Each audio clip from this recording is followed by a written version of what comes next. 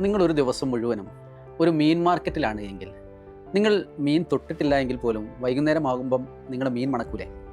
അതേപോലെ നിങ്ങളൊരു ദിവസം മുഴുവനും ഒരു പെർഫ്യൂം ഷോപ്പിലാണ് നിൽക്കുന്നത്. നിങ്ങൾ പെർഫ്യൂം ഒന്നും സ്പ്രേ ചെയ്തിട്ടില്ല എങ്കിലും നിങ്ങളെ പെർഫ്യൂം മണക്കൂലേ?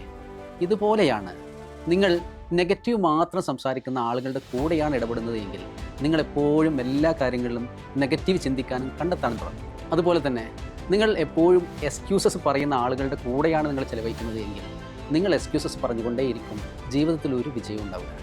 നിങ്ങൾ ദിവസം മുഴുവനും ചിലവഴിക്കുന്നത് നല്ല പ്രവർത്തനങ്ങളും നല്ല ചിന്തകളും ഉള്ളവരുടെ കൂടെയാണ് എങ്കിൽ നിങ്ങളുടെ ജീവിതം അത്യുന്നതങ്ങളിലെത്താൻ ആവശ്യമായ പ്രവർത്തനങ്ങൾ നിങ്ങൾ കാഴ്ചവെക്കും.